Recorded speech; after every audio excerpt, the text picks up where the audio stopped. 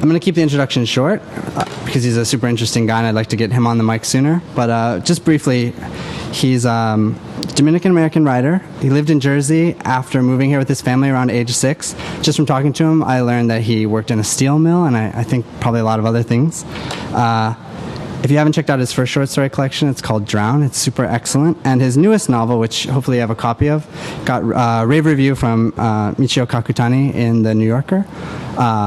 And an excerpt of it was illustrated by one of the Hernandez brothers, famous cartoonists. He also wrote read this really great story for NPR's This American Life that I thought was hilarious, called How to Date a Brown Girl, Black Girl, White Girl, or Halfie. And he also teaches undergrad creative writing at MIT.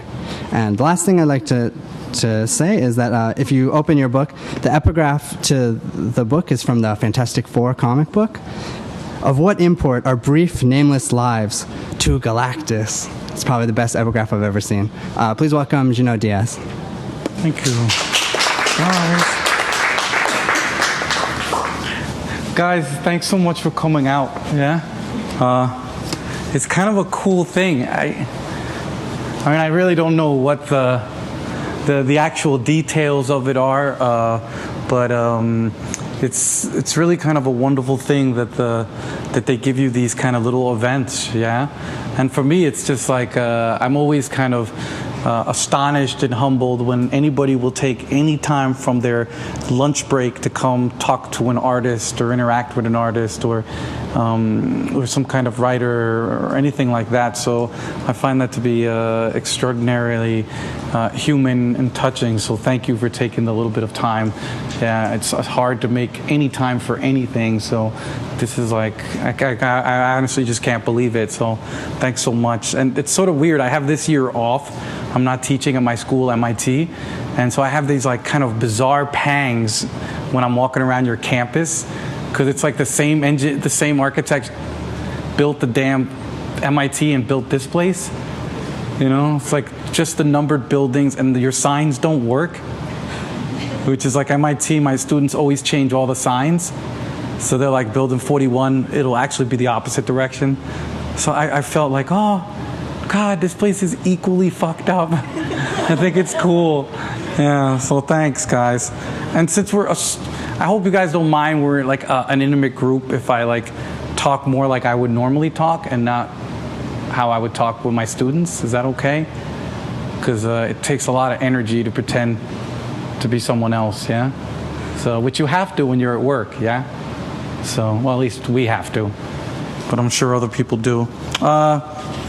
Yeah, so I got asked here, what I was going to do was just a small reading, and then probably could have some questions or talk about some things. This is by way of introduction. I'm a writer, and I'm really interested in probably the dumbest thing you can be interested in if you're a writer. I'm like interested in the gaps in stories, like the places where there isn't a story. Like if someone misses if there's like a 4 or 5 month gap in someone's life, that's like what really pulls me, yeah? If there's like a period of history where there's like no writing or there's no records about it, I'm like absolutely fascinated. So it's like a bizarre thing because most writers want to write about things where there's at least some documentation. So in some way, this book was, I wanted to write a book about, you were talking about the Galactus quote about nameless lives. I wanted to write a book about this period in the island I came from, the Dominican Republic, where everybody talks about this dictatorship, but nobody actually says anything. It was like such a weird trauma that people will always say, oh, in the time of Trujillo, but then they won't actually say anything. There's like no details. And I was fascinated about how you can hide something in plain sight. It's like the dictatorship is hidden in plain sight. Everybody mentions it, but nobody dares actually give any details about it. And I started doing this about 10 years ago because my grandfather, he's like an old country guy. Real funny dude. He belongs to that tradition, which he would like this, because when he used to work in the Dominican Republic, they would have a lector, somebody who would come and read while they were working. So in his mind, this shit would be really normal. He would be like, this is awesome. Somebody would always come in and usually read like communist work, And yeah, but he told me this crazy story about during this dictatorship about how he was walking down the street and somebody was eating an orange and threw the peel down. And at this time, they believed about 50% of the island were informants for the dictatorship, which kind of makes East Germany look like normal. And somebody threw an orange peel on the ground, and the secret police came from all over and arrested the guy who threw the orange peel and the 3 nearest people who didn't stop and apprehend the guy who threw the orange peel. And my grandfather was number 4. And so the guy in front of him was arrested. And he was like, yeah, you know, had I been walking any faster, I would have been in prison for 10 years for an orange. And he said this story, and I had never, ever heard that things were that crazy over there. So part of this novel is about that, but part of it is also about growing up in New Jersey, about kind of a big dork in New Jersey. Yeah, like the huge nerds. 80s was like the perfect time for nerds, you know?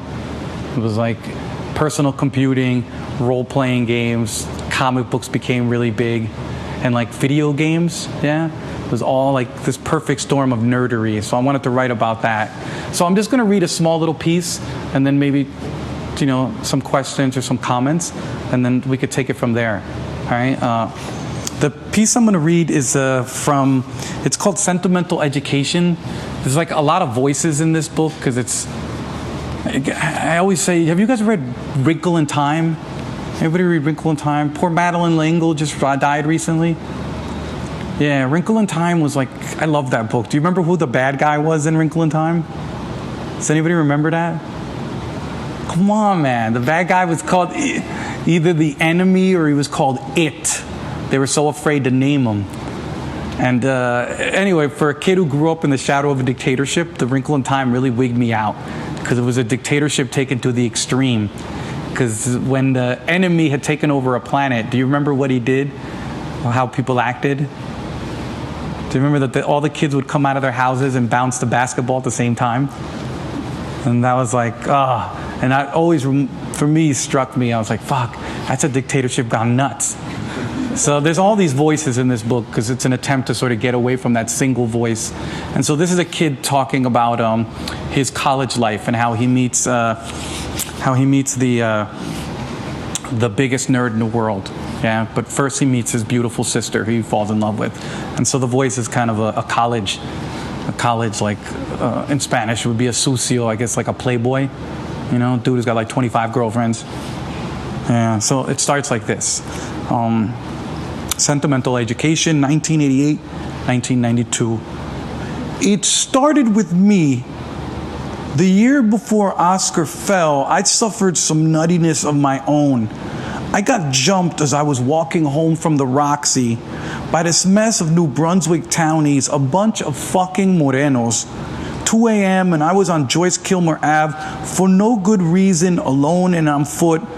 Why? Because I thought I was hard, thought I would have no problems walking through the thicket of young dudes I saw on the corner, which was a big mistake. I'll remember the smile on this one guy's face the rest of my fucking life, only second to his high school ring, which plowed a nice furrow into my cheek. Wish I could say I went down swinging, but these cats just laid me the fuck out. If it hadn't been for some Samaritan driving by, the motherfuckers would probably have killed me. The old guy who saved me wanted to take me to Robert Wood Johnson, but I didn't have any medical insurance, and besides, ever since my brother had died of leukemia, I had not been hot on doctors. So of course I was like, no. And for having just gotten my ass kicked, I actually felt pretty damn good. Until the next day when I felt like I had died. So dizzy I couldn't stand up without puking, my guts feeling like they'd been taken out of me, beaten with mallets, and then reattached with paper clips. It was pretty bad, and all the friends I had, all my great, wonderful boys, of all of them, only Lola came through. She heard about the beat down from my boy Melvin and shot over ASAP. Never so happy to see someone my whole life. Lola with her big innocent teeth. Lola who actually cried when she saw the state I was in. She was the one who took care of my sorry ass, who cooked and cleaned and picked up my classwork, got me medicine, and even made sure that I showered. In other words, she sewed my balls back on, and not any woman can do that for a guy, you know? Believe you me. I could barely stand. My head hurt so bad, but she would wash my back, and that was what I remembered the most about this mess. Her hand on that sponge, and that sponge on me. Even though I had a girlfriend, it was Lola who spent those nights with me, combing her hair out once, twice, thrice, before folding her long self into bed next to me. No more night walking, she said, okay, Mr. Kung Fu?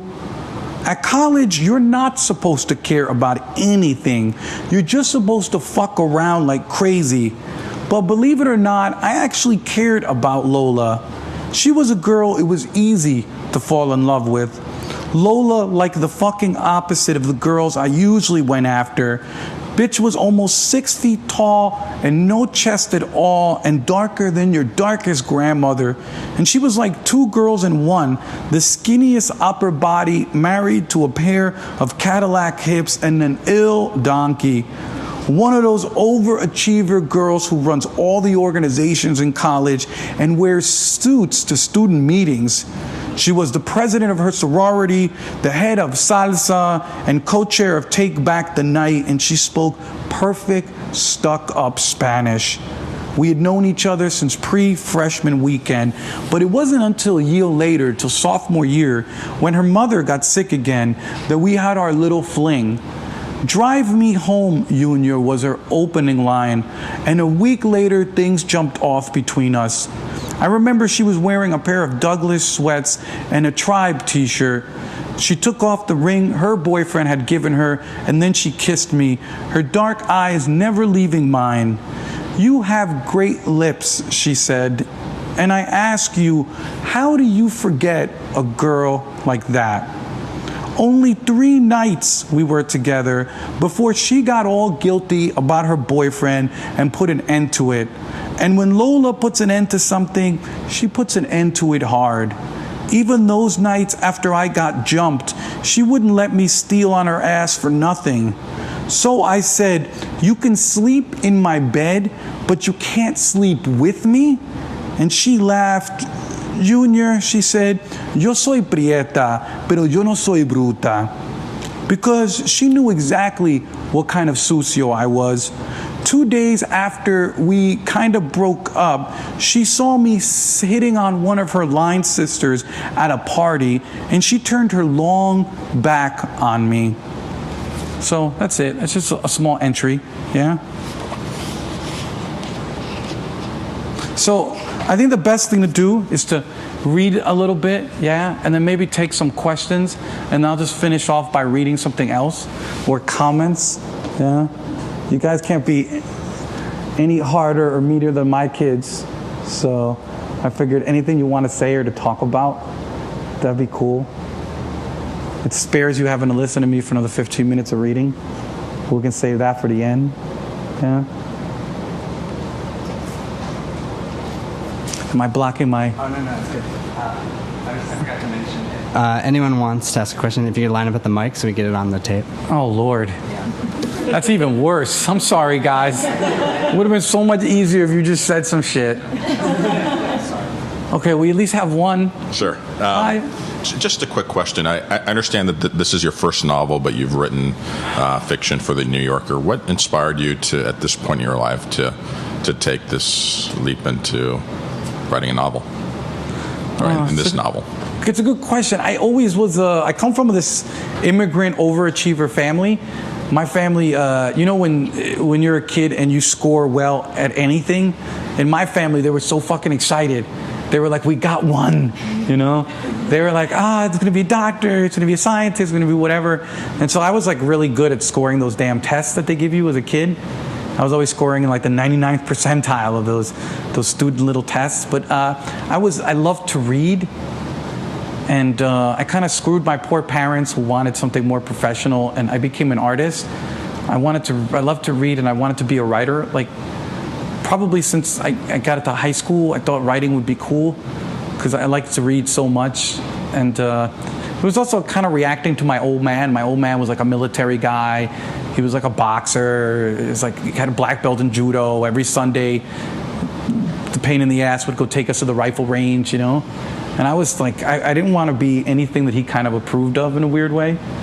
And so being a writer seemed like a cool thing to do. And I got pretty serious about it because, you know, despite how much I want to resist my parents, you have that immigrant work ethic where it's like, if you don't have 3 jobs, you're lazy, you know? My mom would be like, 10 p.m., she's like, why aren't you at work? You know, and the commercial would be on, do you know where your children are? My mom was like, yo, you better be working. So probably from about college, I started bringing kind of that weird work ethic into writing. And I've been writing for a while. It's just that the 2 books I published were the only ones that worked. I had written like 3 other books, and they were like really, really bad. You know, so it's like, I'm telling you, if any of you guys are like wannabe artists, I'm a perfect encouragement. You can't be fucking worse than me. You know, it's like 3 for 2. That's bad, guys. So it was a lot of that, but I think like more fundamentally, growing up, I mean, I'm older than most of you guys here. It's like you guys look like babies to me, some of y'all, you know, like little.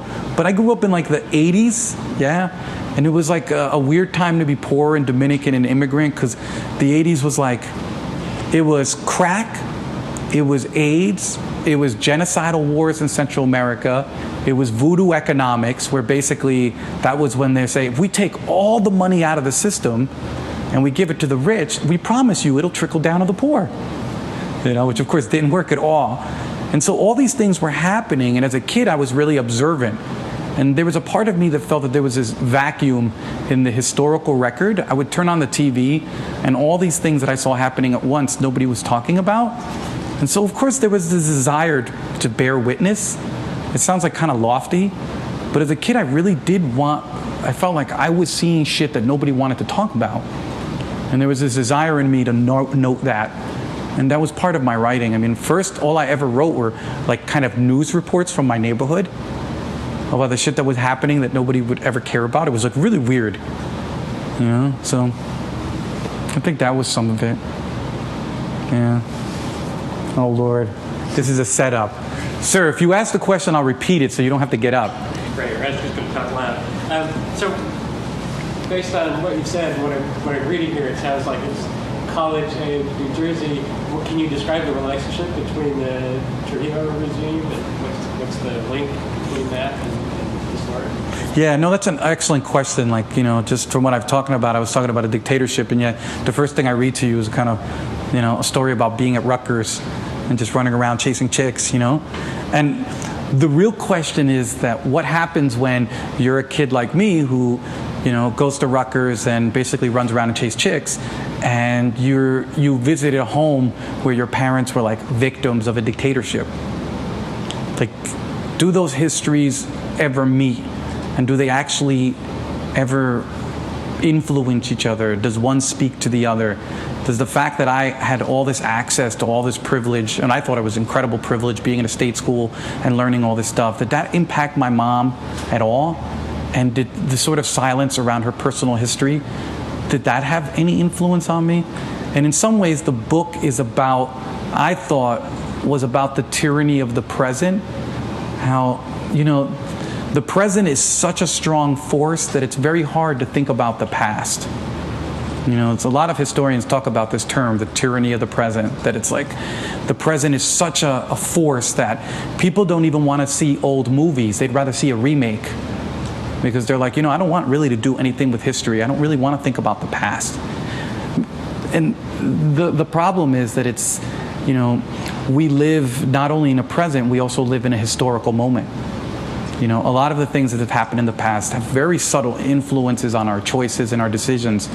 And part of what the book was about is trying to run these 2 stories side by side and see if there was anything that was happening between the 2 of them. Is it true that I always felt that even though I was living in a real contemporary Jersey, you know, into baseball, into hip hop, I always felt the shadow of that past history was on us, even though none of my siblings believed it was. And yet all of my siblings act the same way in some ways. I mean, you wouldn't have to be a super smart person to figure out that all of us are like the children of victims of a dictatorship. You know, it's like kids who grew up in Jersey who seem completely normal. They never speak in public. It's like my parents' ability to not to say anything incriminating. You know, anybody calls the house, it's like nobody's ever home and you've got the wrong house. When I got accepted to Cornell, it took them months to track me down. Because my mother was like, who? Junot? No, he doesn't live here. Click. And so that it seems like really minor, but I do think that there's a tremendous amount of history that bleeds into the present and has an influence on us that we don't even understand. And so for me, I guess that was the kind of the sort of the question: how much of the present, what we call the present, is made up of the past? And even at an unconscious level, are we influenced by, they talk about the unconscious. It's like when somebody's cheating on you and you don't know it, your kind of unconscious knows it, And they say that that's like real common for people's unconscious to know that somebody's betraying them and their conscious not to know, And so I've always wondered how that works. And I was very, very curious about the link between a pair of parents who grew up disciplined in a dictatorship, and then how do they raise their kids in their own house? And yet, at Rutgers, it seemed so far away. When I was at Rutgers dancing salsa, Santo Domingo and secret police, that seemed like a million miles away. And yet I would go home to see my mom, and my mom's back would be all scarred, and it would suddenly be right there. And I was like, is it just that I'm pretending that the history's not here? Or is it really here? Or making it all up? I'm not sure that there's the answer. It was more about putting these pieces together, seeing if I could generate any conversation. Yeah. Sir? I had a question. Like, the first thing when I read your excerpt in The New Yorker that jumped out at me was oh, this character is talking about comics, he's talking about video games, he's talking about all this stuff that I'm into. And then as I got into it, there's this brutality and sadness that comes over you just in the excerpt even. And a lot of my friends were talking about it. There's this thing that's been happening where these writers like Jonathan Lethem and Michael Chabon are getting a lot of praise for breaking genre and talking about comics as if they're important. But a lot of my friends are second generation immigrants, and so they were like, yo, you have to read this, there's a brown nerd in this story. Right. And so I was just curious to hear it's only one part of your book, but kind of your thoughts on that whole kind of McSweeney's cosmopolitan comics are high art thing that seems to be kind of a lot about upper middle class white dudes talking about it, and just how your book fits into that. It's an interesting question. Look, it's part of this whole thing. It's only because the market is rewarding it that you suddenly see all these kind of, like you're saying, the white guys suddenly talking about comic books and stuff. I mean, there's been white guys reading comic books for a zillion years, but it's only now the market's beginning to reward those kind of books. For me, the real question isn't about whether... The real question is that it seems that the relationship between high literary figures and, let's say, comics is unidirectional. So that Michael Chabon and Lethem can turn around and they're literary figures, even though Lethem started in the genres. He started as a really cool science fiction writer. They can go and write comic books, but it's sort of like going slumming. They can always come home to that really great suburb called literary fiction. So they can go dance with the black girls down in Darky Town and come back and they still got their really nice, zip code. And my thing is that I feel like things will change when Michael Chabon is losing a Pulitzer Prize to the comic book writer of Spider-Man. In other words, it's like the literary figures can go loot the genres all they want, but they never have to worry about the people who are actually genre practitioners challenging their literary prerogatives. So that the borrowing is kind of unidirectional. I don't know if that makes any sense. I seem like I sound like I'm crazy, you know. But it's sort of like having an American passport versus having a third world passport. I feel like the genres, they have passports from like North Korea. So you're not allowed anywhere. You know, oh, American Academy of Arts? Sorry, fool. You write what, Hulk? Nope. You know, but Michael Chabon can turn around and write a Hulk novel and it'll be the best-selling thing and he'll be like everywhere, you know. And for me as a writer of color, one of what's really interesting is that in the United States, if you're a writer of color, no matter what you write about, you're considered a genre anyway. You're never accepted in a real literary, you know, there's always this bizarre question. I went to do a book signing earlier and the owner of the bookstore said, hey, I heard if you don't speak Spanish, you can actually read your book. And I'm like, well, it's in English, so I'm assuming you could fucking read the book, you know? I'm just like, Jesus, I wonder how many, you know, people who are like, anyway, so there's this sense that part of the joke for me was that being a writer of color, you're already considered as bizarrely marginalized. Your passport is always being checked 3 times before you get let in. You'll get let in, but boy, oh boy, they'll run you through security for 20 minutes. You know, and so I thought part of the joke was I can't decide who's more of a genre in this book. The parts about the Dominican Republic and the parts about being a Dominican kid at Rutgers are the parts about the science fiction comic books. Like, who gets the better passport? In fact, I feel like if you're a Dominican writer in the United States, you have a lot more in common with somebody writing the Hulk than Michael Chabon has in comic with anybody writing Superman. Because in the end, both me and the comic book guy, we go back to our crappy-ass neighborhoods. You know, sort of the neighborhoods where you fit in the art. And I mean, these are like kind of generalizations, which, again, if we had more time, there's way more nuanced ways to talk about this. But it's always like when you only have 30 minutes to talk, you end up having to try to get your ideas across in the brute and never in the way that they really deserve to be across. So in my mind, I always was working in that joke. I always felt so separated from all those dudes who were doing it and were going to win the awards, because I just felt like historically writers of color in the United States have been even more marginalized than comic book writers. You know? I mean, I think about Joseph Campbell. Excuse me, I think about, not Joseph Campbell, God, I don't know why it's flying out of my name. Do you guys remember the name of the science fiction editor who basically put together the Silver Age of science fiction? His last name was Campbell, too. Anyway, he didn't allow no black writers, Latino writers, or women. He refused to publish them. And if anyone wrote about a black character, he would, like, reject it. And so for 40 years, like, all of the main science fiction organs refused to publish work by anybody of color or who had people of color in it. This was up to the 70s.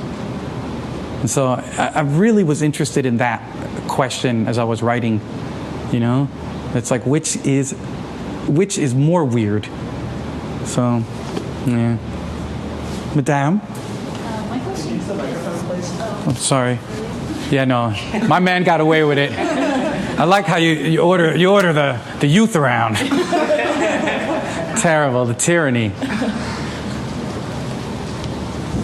My question is related to what you were just talking about, writers of color, authors of color. And I find that a lot of times authors of color or writers of color are sort of pigeonholed to sort of be the voice of their people, right? So do you find that people say, oh, Junot Díaz, he's the voice of the Dominican Republicans, or that he's the voice of the Latinos, or like I find that, you know, black writers, Asian writers, they write a book and it's like, oh my God, she's the voice of Asian Americans, or do you resist that characterization? Is that something you find kind of offensive, or how do you feel about that? And if that's something you don't like, how do you combat that and say, this is a book that I've written, take it for, you know, for its merits, and I'm not suddenly representing all the Dominicans in the U.S. or abroad or whatnot.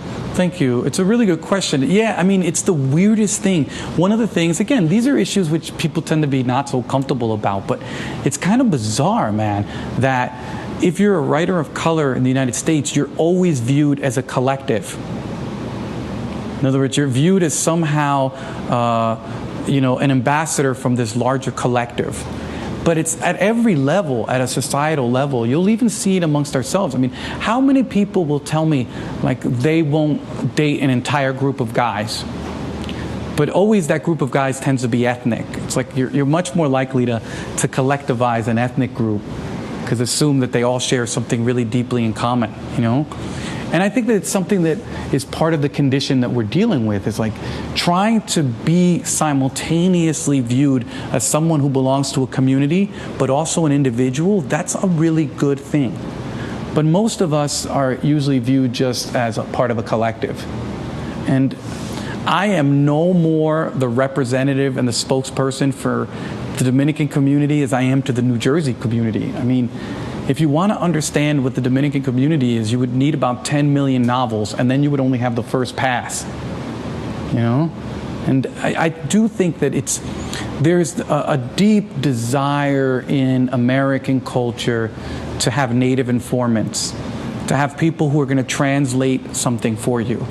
Because it's far easier to have a native informant explaining to you a larger culture than it is for you to encounter the stupendous complexity and diversity of that culture.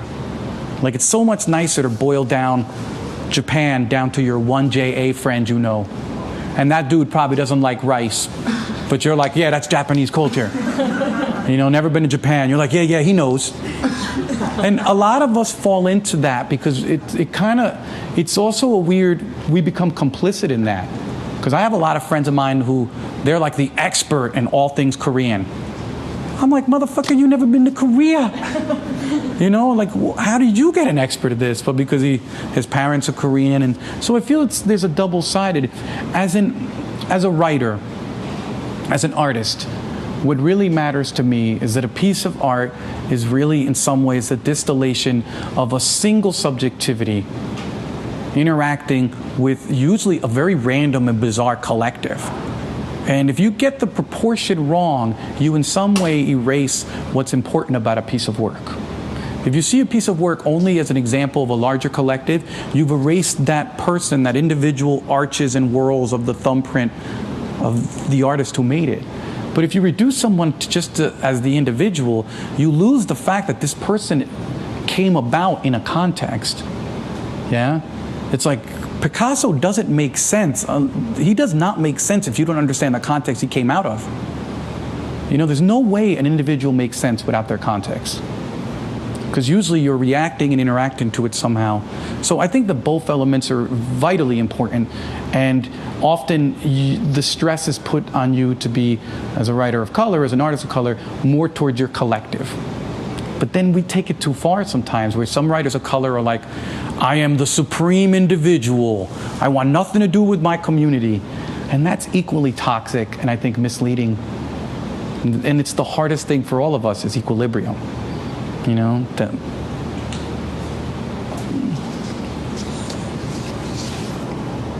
I know the gap while we get to the microphone.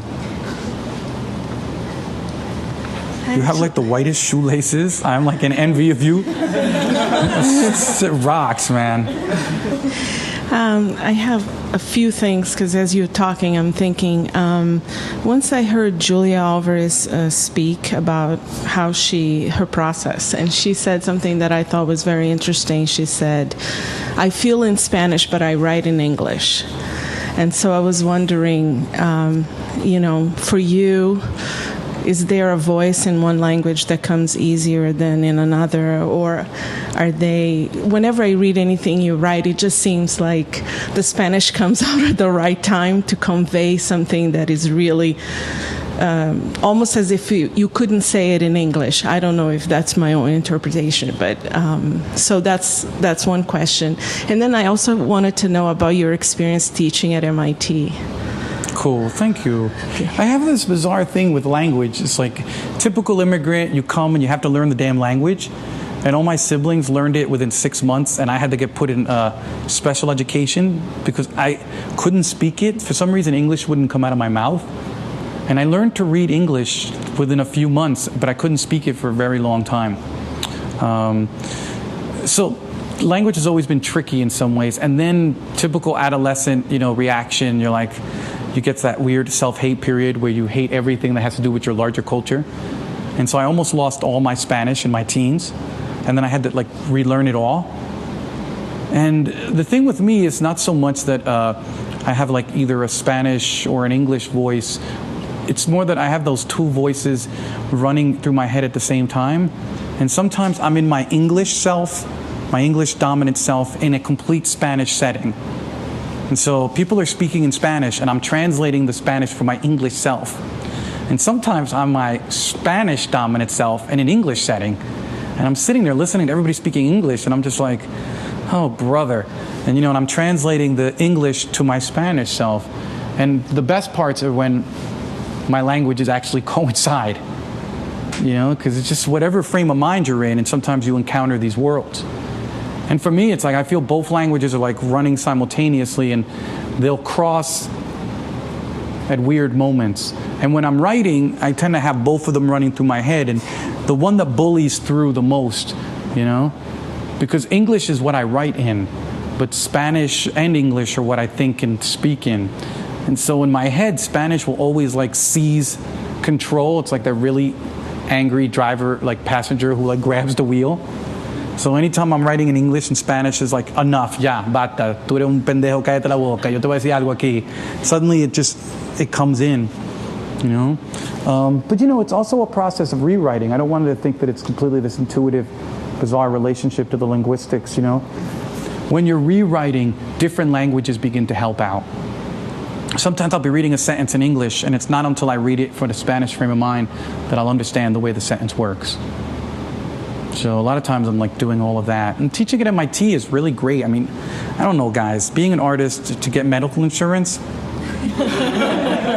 guys, I'm not kidding. I didn't have medical insurance at the steel mill. So I was like, it's awesome. But also, I still have the energy to work with young people, which means like you can put up with a lot of ridicule and being completely irrelevant to them. And that's like, it requires a certain kind of constitution, and I still have that.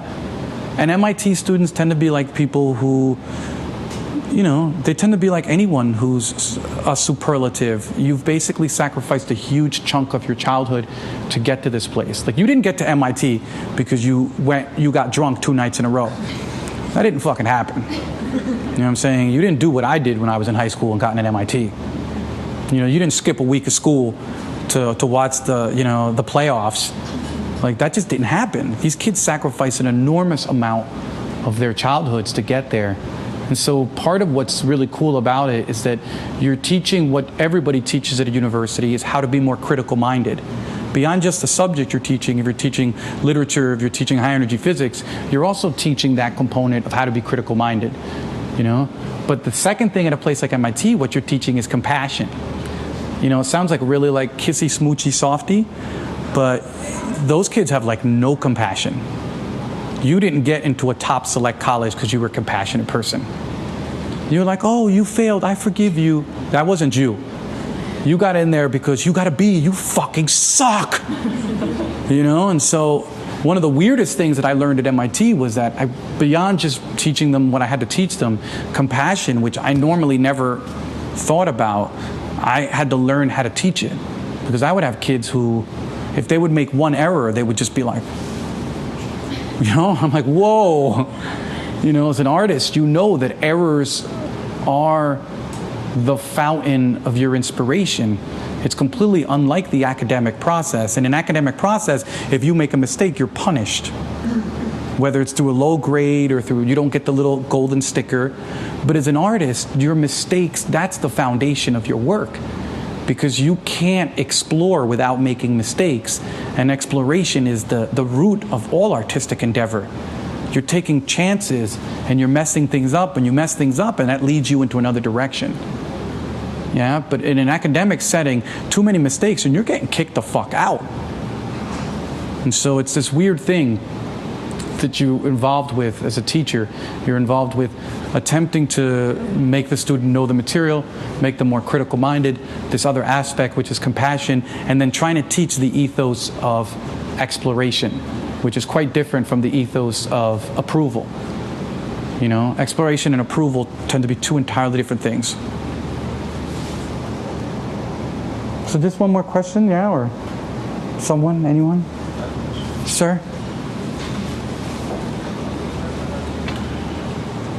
You guys are so good, I'm telling you. In fact, I make my students come with me sometimes to do stuff, and they are like so pissed at me.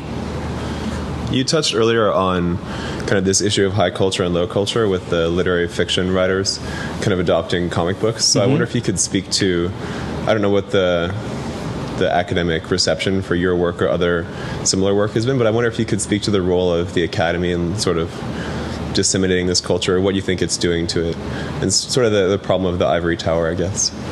Yeah, no, it's a really nice question. Again, my awareness is really limited. There's people who study academia as a subject, like what's happening at the select colleges, what's happening at the university press level, what's happening at the level of people who are getting tenure. And those people tend to have a much more holistic, longitudinal view of what's going on. So what I'm going to tell you now is completely provisional, episodic, and reveals more of my narrow exposure than probably any real significant knowledge, My sense is always that there's a real tension between readers, those of us who love to read, and the rest of the critical apparatus. So that like readers are a really big part of what makes this business roll. People who just love to read. And reading is deeply anti-hierarchical. If you've ever met a reader, their bookshelves tend to be wild. They tend to be like, they've got Jude Devereux right next to William Gaddis, or they'll read like, Drixit, the crazy dark elf, Dungeons and Dragons character dude who has like 80 novels, and these same people will talk to you all fucking day about how important Toni Morrison is. Readers are very, very creolized in a way that's kind of interesting. And the problem with academy is, not the problem, but its structural limitation is that it has to create categories, it has to create canons, and it has to create hierarchy. There's only so much time in a class you have to study. And I feel like in there's already an implicit like opposition. So in a way, I'm always writing kind of for readers. Because readers, I feel, are far more generous and far more likely to understand that your work isn't always there for you just to give it a decimal point value to it. It's like the love you have for a piece of crap literature, is it more or less than the love you have for Dickens? And can you tell? And that's what readers are about. They have this love that's really hard to quantify. And the thing with canonical work is that the thing with academic work is that, if you're a person that your work is being picked up for dissertations, that your work is interesting for the current theoretical apparatus, it's all good. If you're outside of that purvey, it can be problematic. And so there's a sense in my mind that you're really dealing with two kinds of legacies. You're dealing with your legacy among readers, and you're dealing with your critical legacy. And both of them are dynamic, both of them are changeable, both of them are hard to predict where they're coming from, And I'm always way more scared of the academic one, not just because of some anti-intellectual streak in me, is that there's so much at stake in academia. There's tenure, there's your relationship with your professor, what you're getting published, what's the current critical climate. While readers tend not to have any of those considerations. They tend to be reading far more freely and far more unencumbered. And so currently, I'm like, as a writer, I could have a dozen people writing dissertations on you, but it doesn't mean much other than that you're fitting the profile of what the critics need right now. And yet, if you're not read, that doesn't mean much either, because most writers are writing for a future audience. Few writers are writing for an audience that's here now. Most of us are waiting for an audience to assemble itself that can really interact with you.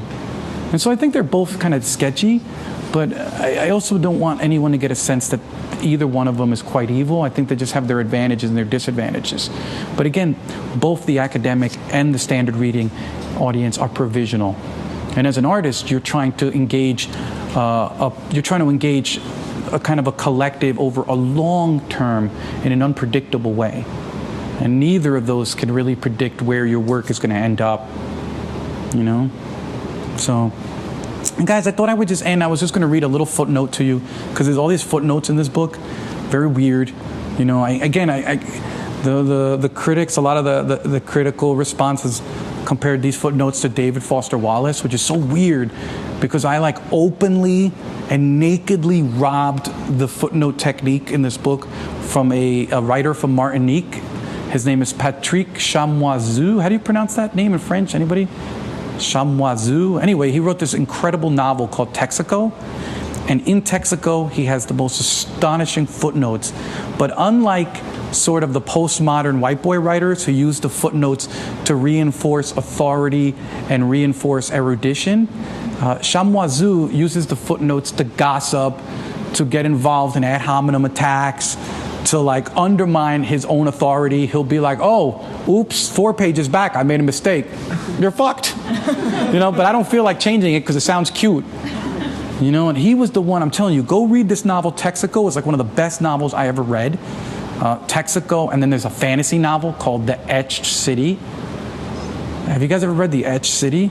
Yo, The Etched City is bananas. It's bananas. It's like Cormac McCarthy wrote a love story. Yeah, you gotta check it out. I was like, by the end of it, my military father would have been ashamed. I was all tearing up. I was like, I can't believe you fell in love with the Sphinx. You know, you're like, oh shit, this is bananas. Yeah. So anyway, I just wanted to read one small footnote, and I thought I would recommend those two, because those are really two cool. Those are really two cool books, and if I can find this damn thing, I'll be there. So in the book, does anybody speak Spanish? Do you guys know what a criada is? What's a criada culturally? Sir, what's a criada? Yeah, like the maid.